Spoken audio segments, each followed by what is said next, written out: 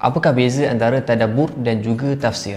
Tafsir ni dia satu ilmu berkenaan dengan kita memahami makna-makna daripada ayat-ayat Al-Quran. So tafsir ni juga istilah daripada bahasa tu kita panggil sebagai al-fasru. Maksudnya kita menyingkap sesuatu. Sebagai contohlah kita nak bagi faham tafsir ni ialah contohnya traffic light. Traffic light waktu merah dia tak tulis pun dekat sini stop.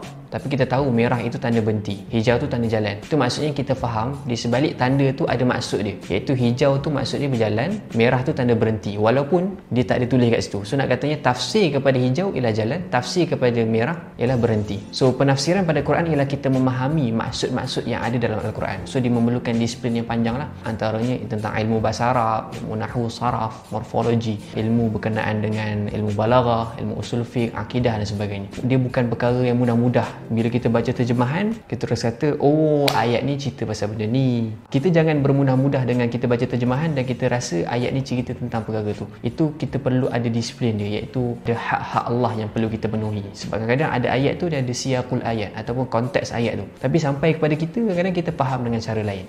Tadabbur pula ialah kita melakukan refleksi kepada apa yang kita faham itu daripada ayat Quran itu sendiri. Kadang-kadang ada orang dia tahu tentang cerita-cerita dalam Quran ataupun tentang munafik. Dia boleh hurai tafsir tentang surah Al-Munafiqun dengan secara mendalam sangat-sangat. Dia boleh terang berkenaan orang munafik ni sifat dia macam mana. Tetapi terang saja ataupun faham secara tafsir saja, dia tidak menyebabkan seseorang itu boleh membersihkan hati dia. Dia perlu melakukan tadabbur juga, iaitu refleksi diri. Melakukan refleksi bahawasanya boleh jadi perkara yang disebut itu ialah tentang aku sendiri. So itulah antara beza tafsir dan juga tadabbur.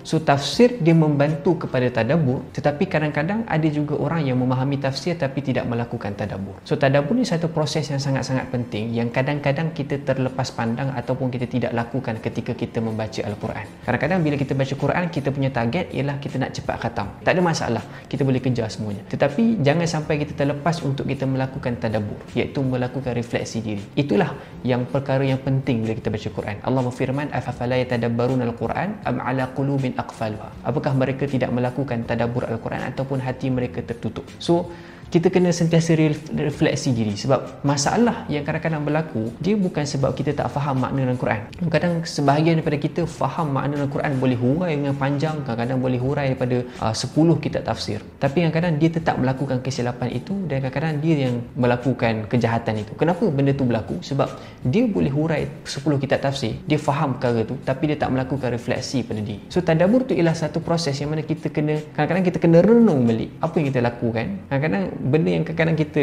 hujamkan pada orang, kita panahkan pada orang, sebenarnya kita sendiri buat.